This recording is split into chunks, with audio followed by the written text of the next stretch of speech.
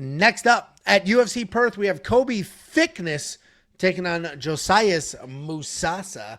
Colby Thicknesse 7-1 in his career, 4-1 in his last 5 years, coming off the decision loss in his UFC debut. Josias Musasa 8-1 in his career, 4-1 in his last 5 years, coming off that submission loss in his UFC debut. Both of these guys trying to make something happen. Second outing. Neither one of them have a win under the UFC umbrella, but they did fight very different levels of competition. I would argue Colby Thicknesse fought the much better fighter in Alexandre Topuria. Josias Musasa lost to a jiu-jitsu nerd that actually hit him really hard. Sausage. But Colby Thicknesse, pretty well-rounded guy overall. The whole narrative in his last fight was that he trains with Alexander Volkanovski. He's fighting Ilia Topuria's brother, and then the Alex and the Ilia feud. All of that. The reality is, though, Colby Thicknesse is kind of, I'm not going to say a jiu-jitsu nerd because he shoots nice, clean doubles. He'll take real shots, but he's a grappler. He's going to come forward. He'll bomb away. He will shoot takedowns. He'll pick you up. He'll slam you down. He'll get you to the ground however he can, and then he'll throw very heavy, and he'll look for finishes. His issue, though, is he can be hittable on the feet, and that's going to be a problem here because he's taking on Josias Musasa. Fast, powerful striker, does a really good job moving forward, looking for a finish. He does maintain a striking defense, but that kind of failed on him in that fight against Carlos Vera, where he ate a big one. Against who? Carlos Vera. And you're saying what failed him? His striking defense. Against who? I get it. And that's what I was going to say. A lot of people are going to see that the Ryan Hall protege submitted Josias and be like, oh, okay, stay off the ground. That's not what happened, though. He got rock-citied.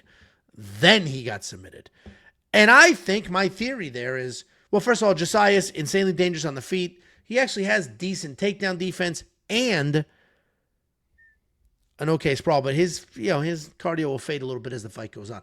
My theory, though, as to why Josias lost is because I think he was so worried about the grappling. It wasn't even a thought in his head that this guy might hit me hard.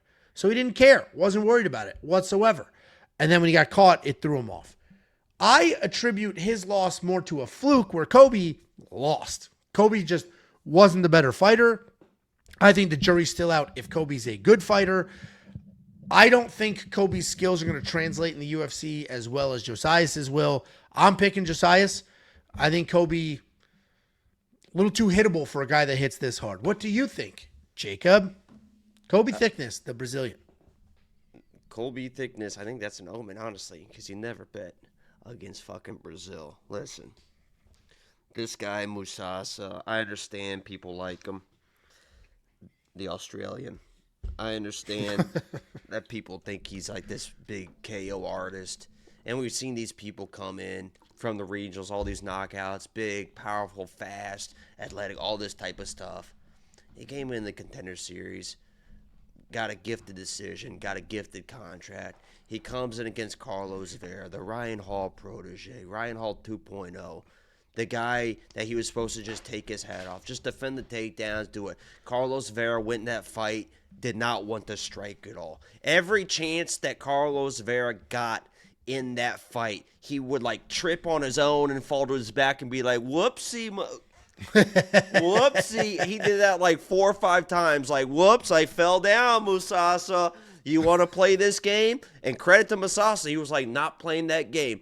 Carlos Vera did not want to strike against this guy Musasa. Not only fucking outstruck him, he outstruck him, but he fucking knocked him down, and then he submitted him. Colby Thicknesse came in against fucking Alexandre Topuria and put up actually a pretty good fight. 2 weeks notice against a very, very fucking high. People don't understand. I think they probably actually do understand. But the drop in competition from Alexandre Topuria to fucking Josias fucking Musasa is off a fucking cliff. And I'm not saying Musasa can't knock this guy out because he has been hit. He was dropped a bit against Topuria. So he's got the power, whatever.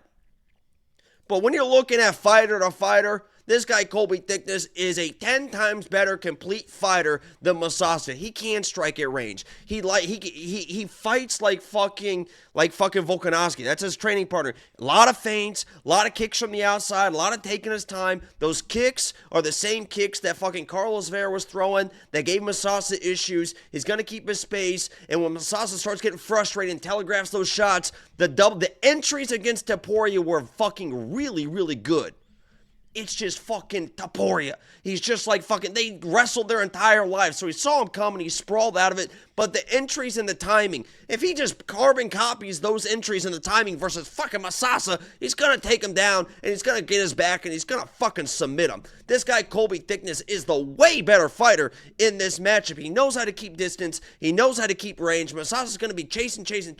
Boom, shot. Takedown, back take, fucking submission. It's going to be in the first round. It's going to be easy fucking peasy. That's why Colby's the fucking lock of the week. I can't believe we got the better fighter, the much better fighter, at a fucking underdog plus 130 in this matchup. I understand Musasa is a strong dude, athletic dude. He's not fucking technical. He uses strength to get out of there's no technique in his fucking takedown offense. It's all just fucking... And Colby can just kind of work that, use technique versus the strength versus the power. He's going to slow down. If it doesn't happen in the first round, it's going to happen in the fucking second round. Colby's going to fucking smoke this guy. Listen, I appreciate the passion. I obviously disagree, but I have no money whatsoever on Josias, and that was long before I knew that Colby was the lock of the week. He's the loss to Carlos Vera. I am coping a little bit, making up excuses for him. Be like, yeah, I don't think he was prepared, and he just wasn't paying attention because of the grip. That first round was close. He got dropped in the first round, but handled it pretty well. The second round was fucking really close. I mean, the strikes, I think, was within 1 or 2 strikes. Topuria had the fucking nice fucking stalking him. The head movement was fucking crazy because he boxes just like fucking Elia. But, and obviously that third round, he got tired and he got out-wrestled. I mean, he got out-wrestled by Topuria. The fact that Topuria felt like he needed to wrestle after that second round tells you more than you need to fucking read anything about anything. Well, I'll be rooting for you. $7,500 in DraftKings Fantasy. If you're on the Colby side, make it happen. If you're on the Musasa side, I imagine you think he wins by knockout. And if you think he wins by knockout, then he will be worth his DraftKings Fantasy price. But don't take our word for it. Go to the website, WeWantPicks.com. We have a full... What fight got canceled? The Oban Elliott one. Oh, really? Yeah, he's sick. Pussy. You're sick. You streamed. You're at work right now. Sick. I'm not sick. I'm a survivor. I overcame it. Damn. WeWantPicks.com. Click become a member at the top. The fight simulator will simulate this fight for you. Tell you all of the different outcomes. It'll say, okay, 80% of the time this fighter wins, and in those wins, they land this many strikes. They do this many, etc., blah, blah, blah. WeWantPicks.com. Click become a member at the top. The amount of tools, insight, and information is absolutely insane. The greatest offering this space has ever seen. WeWantPicks.com. Click become a member at the top. Couple of super chatterinos, $5 from PG14. Main card, not go the distance. What we thinking? I guess the full parlay. I'm gonna give you guys a parlay right now. First of all, my guy Enema with the 50 fucking super chat. I won $5.4 thousand, $5,400 on a UFC NFL round robin that you helped with. I've been spreading the word of We Want Picks. Keep it up. Fight off all these sicknesses and haters and all the BS. This world's crazy. Stay positive. No fear. Live it up. And fuck the Fed. Enema, I appreciate you. I'm laughing because fight off all these sicknesses and the haters. Like you're just being infected with hater juice. I appreciate you, Enema. That's more than generous. Haters. Thank you so much. I'm going to give you guys a parlay. Jacob's theory is everybody that hates We Want Picks only hates me. Nobody and then everybody loves Jacob. Type a negative. Oh, here we go. Type a negative 3,245 in the chat if you hate me. Because I'm about to give you a parlay right now. I won everyone $14,000 a month ago. Here comes another $12,000 win. Are you ready for this? That wasn't a month ago. That was 2 weeks ago. 2 weeks ago, yeah, it felt. Yeah. I've been sick, so. Here's what it is. Everyone sit down and shut up. I put $122 on this to win $12,000. By the way, what's with the got a strobe light here on the fucking Seahawks game for fucking halftime. Never Oh, seen that. I was like, I didn't do anything. What are you talking? Number one, you tell me yes or no on these. You're a pussy, so you're gonna say no on all of them. Okay. Under 1.5 for Tafa and Sutherland. No, yes. Okay, it's plus 114. That's a first leg. That's only a 5-legger for 122 to 12 grand. Number 2, and you're gonna probably say no to this one, but you might not. Under 2.5 plus 245 for Alexia and Loma. I'm good with that one. I think Alexia is. I'm slowly getting more and more confident in her. Remember, Loma was a minus 1,000 favorite her last fight and lost. She lost that fight. She was minus 1,000. She lost that fight. Yeah. And I was on Estella, by the way. This one, oh, fuck. This leg just got canceled. It was going to be the Jonathan and Oban under 2.5. And that was the one I was worried about. Okay. But it got canceled. So now it's not going to win 12 grand. But I was worried about that one. Number 2, this was the other leg I'm a little bit worried about just because it's under 2.5 for the Cam and Andre Petroski. You probably don't like that one. I think Petroski lays on him, boring as hell. Same way he beat. I don't think Cam's a UFC fighter. I hate Petroski, but. And then the last one, which it doesn't matter anymore, I guess, because of one leg, so it's not going to pay out quite as much. Probably going to be cut in half. Is the under 2.5 for the Luana Michelle fight.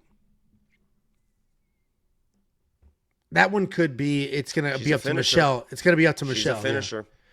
Yeah. That's not an insane parlay, and I'm not a big parlay. It's only 4 legs now. It's probably only going to pay out about $6 grand, but $6 off $100 is crazy. Yeah, but that's what I was trying to give to the people. Well, there you go, because this guy was asking about main card does not go the distance parlay, and it sounds like Jacob's on board for the most part. And let's remember, too, that these fights are like fucking 8 a.m. local time, so some weird stuff could happen. In any direction. Yeah. People show up a little tired, a little lackadaisical. We might see more second and third rounds compared to first round finishes on the live stream. Let's keep that in mind. And Johnny Castaneda with the 5 spot in Jacob We Trust. Johnny's Appreciate my boy, you. man. Appreciate you, Johnny. Streams. Appreciate you, Enema, and everybody else. You guys have been fantastic. See what a week off does for everybody?